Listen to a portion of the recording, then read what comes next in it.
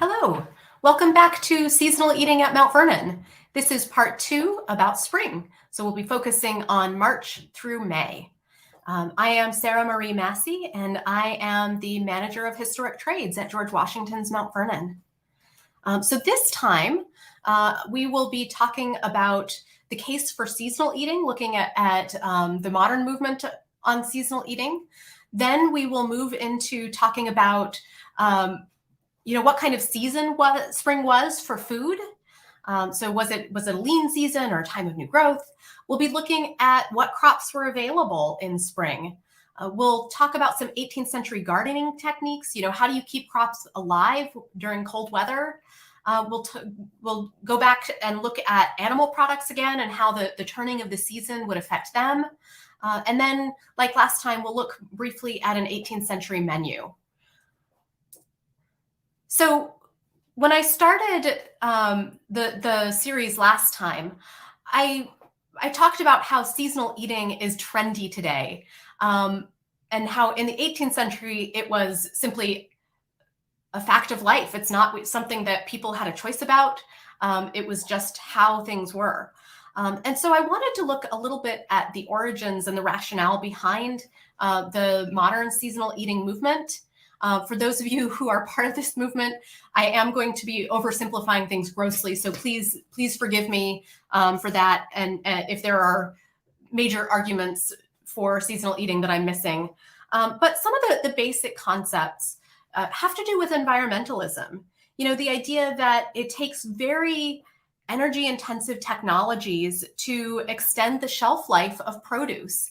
And so the less that we do that, the more that we eat foods in the time of year when they are ready to harvest, the better off we will be in terms of taking care of our environment.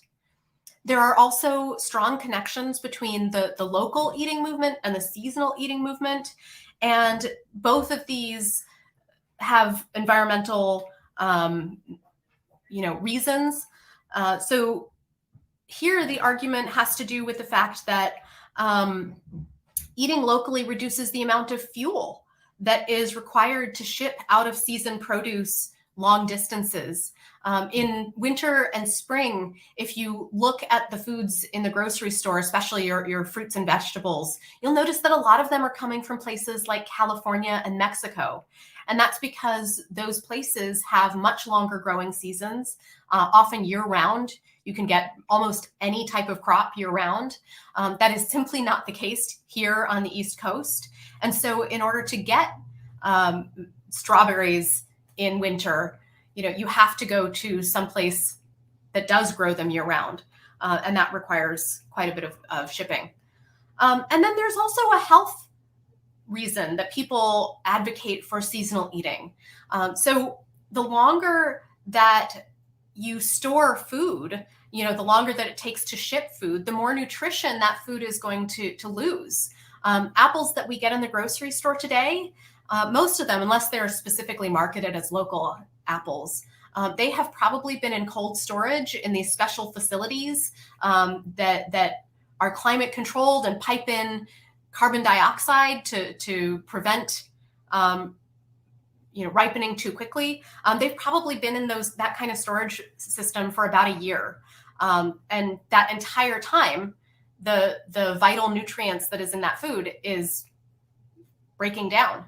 And so a lot of the best nutrients is lost if you're not eating vegetables when they're fresh, when they're ready.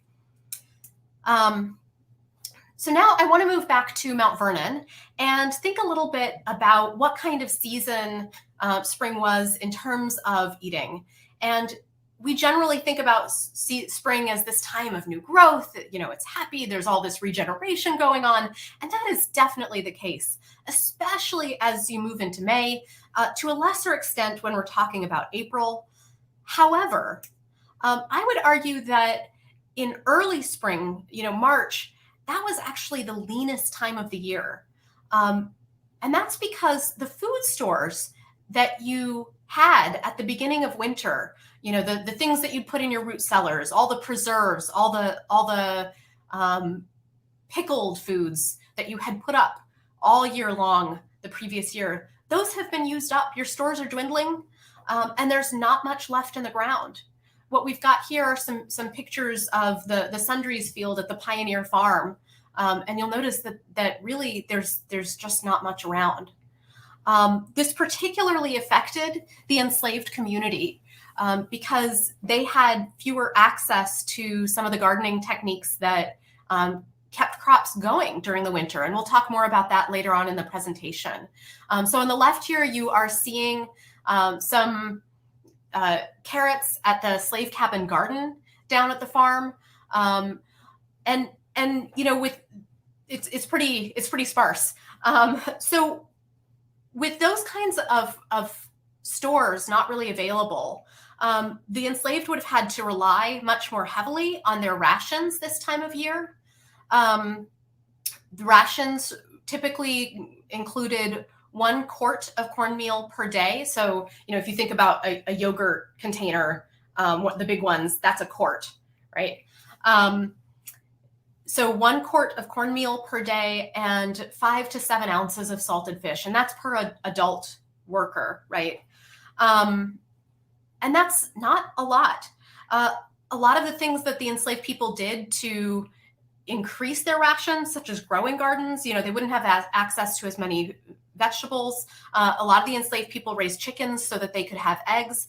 But as I mentioned in the previous presentation, egg laying is dependent on the light. And so in early spring, the amount of daylight hadn't increased enough for egg laying to really pick up. So it would have been a pretty hungry time of year. And that means that in addition to relying on the rations, the enslaved would also have been relying much more heavily on wild plants. We believe that foraging was very important here at Mount Vernon. On the right, you're seeing a plant called creasy greens. And this is a traditional Appalachian heirloom plant. You can grow it in a garden, but it mostly grows wild. And it's in the mustard family, but it's sort of it's basically a cress, a wild cress. And so it's kind of sharp and peppery. It could be used fresh or cooked. So vegetables like that would have been very important for the enslaved community. In terms of what's available in the spring, what's growing, it's very similar to the winter. You've got your root vegetables, potatoes, carrots, beets that have wintered over. You have your coleworts. And like I mentioned last time, coleworts are essentially things in the cabbage family. So kale, you can harvest all year long. You have salad greens. Those were mostly available in cold frames and hotbeds. You have herbs. I've crossed off pumpkins and winter squash. They were on the list for winter, but that's by spring, the stores would not be available anymore. Washington complains about his pumpkin stores rotting before he can consume all of them. He tried cutting and drying the pumpkins to preserve them longer, and it just wasn't as effective as he wanted. Hothouse vegetables would be available in the winter, or sorry, in the spring, and some winter fruits, though, so like pears and apples, though your stores of those would be dwindling quite a bit as well. By April, you can add a few plants because, you know, things that are planted in March are starting to come ready. So things like young onions and leeks, radishes, broccoli, and cauliflower. I didn't put that on the list, but young cauliflower as well. Possibly fennel. Washington oddly does not mention many herbs at all. So we have no records of them growing fennel here at Mount Vernon, but we don't have records of any herbs, and we know they must have been growing and using them. So, you know, possibly fennel. By May, there are a few more things that you can add to the list. Early potatoes, cabbages, mustard greens, asparagus, peas. Oh, I have mustard greens twice. Strawberries, gooseberries, and currants. Now, I do want to stop there and make a point. The availability of certain produce definitely depends on climate. And Washington was able to get gooseberries and currants consistently. His writings prove that. Today, our horticulture department struggles to get them to grow consistently, largely because of climate change. We're a lot warmer than we were in the 18th century. They were going through what some historians call the mini ice age back then. So it was about 10 degrees cooler year round. And so that's something that would be affected by climate. And then I've listed green apricots. So apricots would certainly not be ripe. They wouldn't be really ready to eat in May, but you would start seeing small, hard green apricots on trees. And actually, there are a number of recipes for green apricots in 18th century cookbooks, both to preserve them, whether you're pickling or preserving with sugar, but also with tarts, making tarts out of green apricots. And of course, you'd have to add a lot of sugar to get them to be palatable when they're green like that. I did want to highlight some heirloom crops that these 18th century cookbooks mention as being available during the winter and spring. A lot of them are root vegetables. So on the left, you'll see I have scorzonera and salsify. These are essentially, they're very similar plants. They're related. The scorzonera is the yellow on the left. The salsify is the purple on the right. And they have roots that you eat. They're kind of like spindly parsnips. Salsify is also sometimes called oyster root. So it had kind of an oyster flavor. And then the scorzonera that is called black salsify sometimes. So they're essentially the same, very, very similar plants. They're very closely related. So another type of heirloom crop that 18th century cookbooks talk about this time of year are skirrets. And again, it's a root crop kind of similar to parsnips. Jerusalem artichokes. And Jerusalem artichokes, they're these beautiful sunflower-like plants, and they grow really tall, like 8 feet tall. And the part that you eat is the tuber, the root. They have supposedly a slightly artichoke flavor. I've never actually tried them myself. But we do think that is a crop that Washington would have been growing. Borecole is a colewort, an heirloom colewort. It's in the kale family. It's basically a variety of kale. You see it purple, you see it green, but it's a variety that we don't typically find in stores anymore. And then rocambole is, some people call it sand leeks, but it's kind of, it's similar to garlic or shallots. So you can see the bulbs and then the roots as well. Now, I mention these, like I said, because they show up in 18th century lists of foods that were available this time of year. They're not necessarily, with the exception of the Jerusalem artichokes, they're not necessarily things that Washington mentions growing.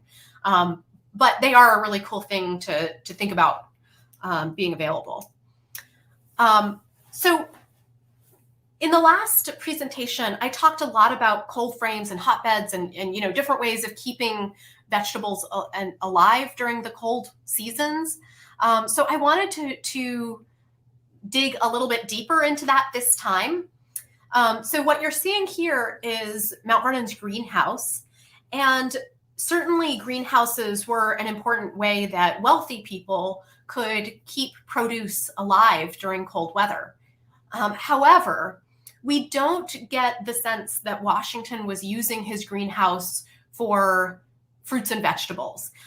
We think that he actually used his greenhouse more as a conservatory. So tropical trees and citrus trees, things like that would not survive the winter would be brought into the greenhouse during the colder seasons. And they would stay there and then be brought out when the weather became warm enough. And so the greenhouse seems to have been more of a place to enjoy rather than a practical place for growing food. So, you see hothouse cucumbers listed as something that would have been available in 18th century spring cooking, and most likely that's not something that you're seeing here at Mount Vernon.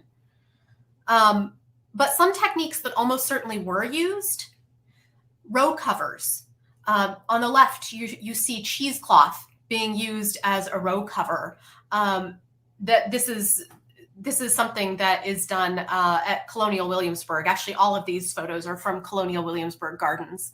And cheesecloth is not, it'll hold off, a light frost, but it's not going to provide a huge amount of protection. But certainly waxed cloth would do that, waxed canvas. And that is a technique that was also being used during Washington's time. And depending on what size the row cover had to be, you could use little sticks to hold the row cover up, or you could take saplings and bend them over into hoops. So like half circles, little domes that would go along the row and would protect your plants. And that's something that you would probably have to, if it's waxed fabric, not a lot of daylight is going to get through that. So that's something that is going to have to be put on at night when you know that there's going to be a hard frost, and then taken off during the daytime. So it's a little bit labor intensive. Another technique that was available is using cold frames and hotbeds.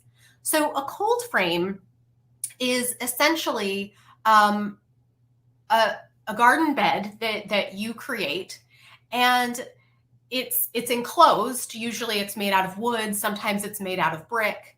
Sometimes they're often a little bit recessed into the ground because that creates a bit of a microclimate. It's a little bit warmer if you get a bit lower down. And then typically there would be a glass cover that you would put on at night, or that you could actually leave on all day long, which would help to trap the heat and still allow daylight through. And you can see that this particular cold frame is slanted, so it allows these peas, which are kind of tall, to grow in there. But lettuces or shorter plants would also be grown in flat cold beds. And another interesting feature of this particular cold frame is that you'll see it's been insulated with straw. And so that's another way of creating a bit of a microclimate and insulating it and protecting these tender plants that you want to be able to survive throughout the winter. A hotbed is very similar to the cold frame. Essentially, the basic concept is the same. The main difference is that in the autumn, you take fresh manure and you put a layer of that manure into the cold frame, and then you cover that with a layer of regular soil. And what happens is that over the course of the winter, that fresh manure is going to cook. So it's going to ferment. And that causes it to release heat. And so it keeps the roots of your vegetables warm and allows them to grow even better. So this is how salad greens and things like that would be, kept alive this time of year. Another technique that you can see on the right are cloches. These are glass bells or glass jars. We do think that Washington had some. It is a technique that is a little less efficient than a row cover. It's not really practical to have a piece of glass that is large enough to cover an entire row. But you can do it over individual cabbage plants, or individual little clumps of asparagus, or whatever it is that you want to coax along. And oftentimes 18th century documents will refer to the plants that are grown in either in a hothouse or using these different techniques as forced vegetables. Okay. So what cold weather gardening techniques were available to the enslaved? Unfortunately, not a lot. You will see in the foreground of this picture here that the coleworts, the cole crops, they were available year-round. That is kale in the foreground. So that's something that would winter over. There are a number of root crops that can be left in the ground. So for example, potatoes, the plant will die back, but the root will survive just fine, and you can dig it up at need. Jerusalem artichokes, you can do the same. Carrots, you can do the same. So there are a lot of these root vegetables that they would have access to. We do think that the enslaved people here at Mount Vernon had root cellars, but they were pretty small. So they're really, my sense is that they're really more of a short-term use. You dig up enough for the near future, and then the rest of your vegetables you are just going to leave in the ground.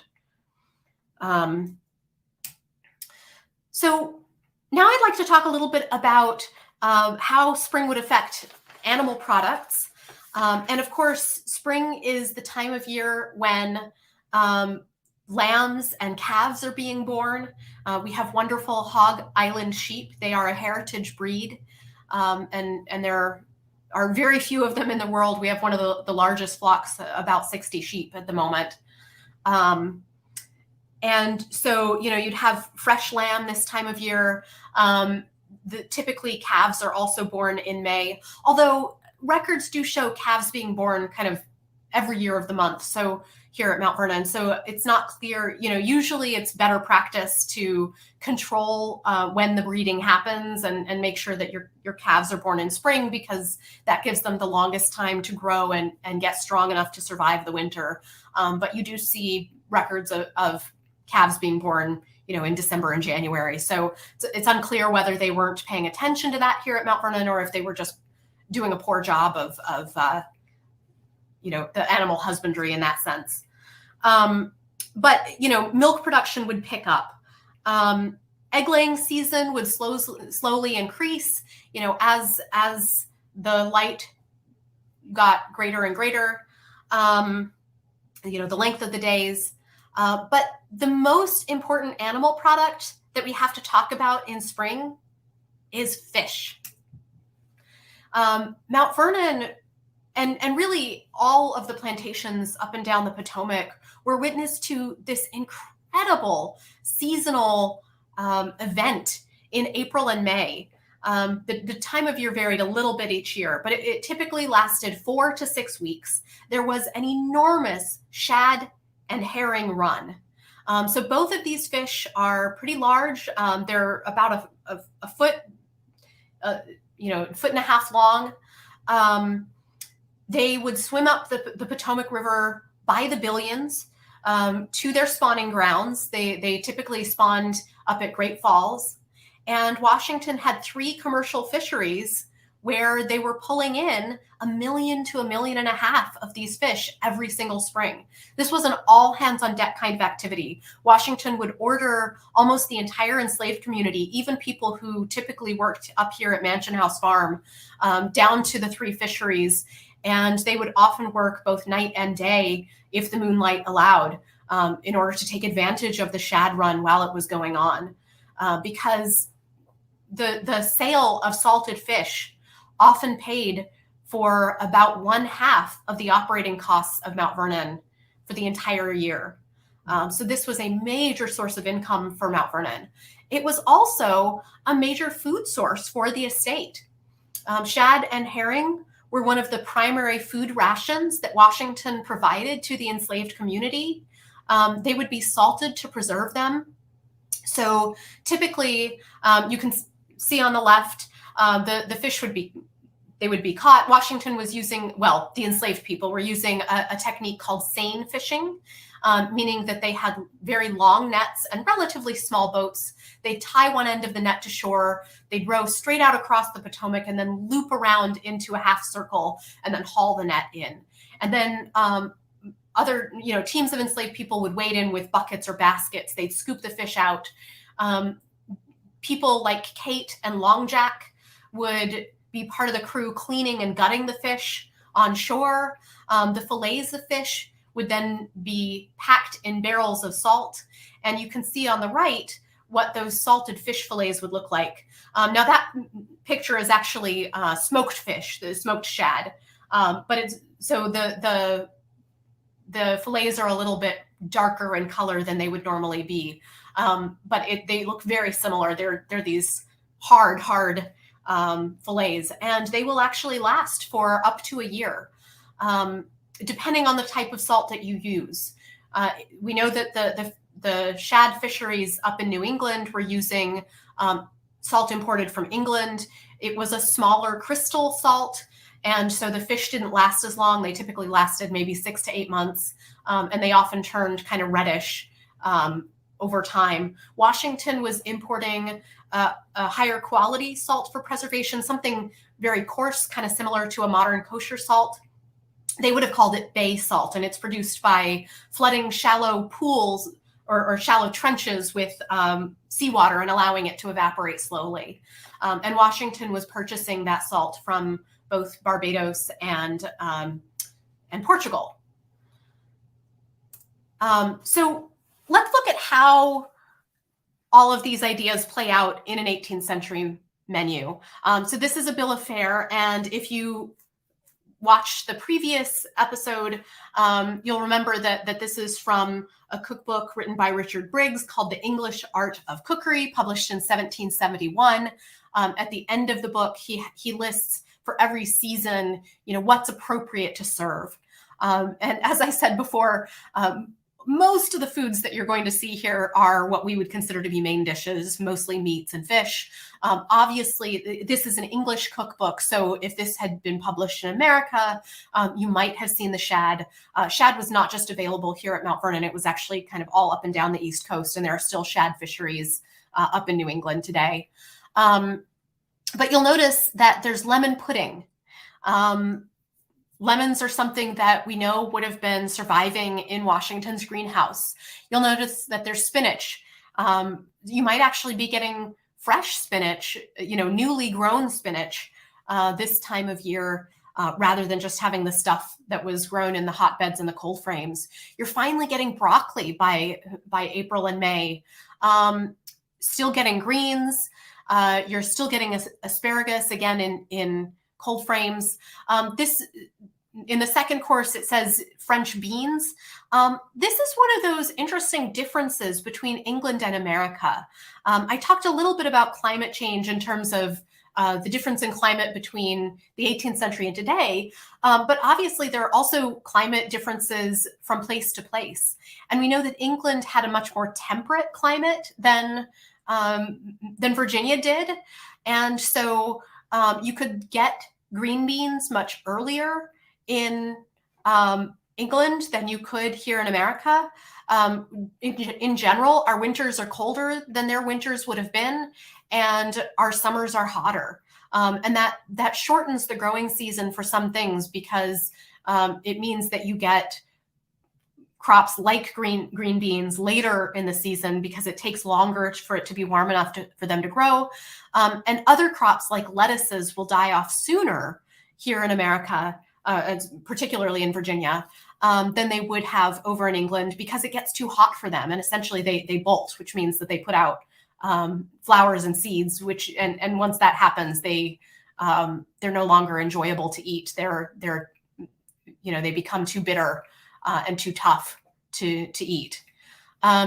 Cucumbers, this probably not here at Mount Vernon for the same climate reasons that I was talking about before. And the same thing with raspberry tartlets. I suspect that even in England, raspberries are something that you probably would be using either dried or preserved with sugar, sweet preserves in April. I don't think that raspberries would have been quite ready to pick in the 18th century.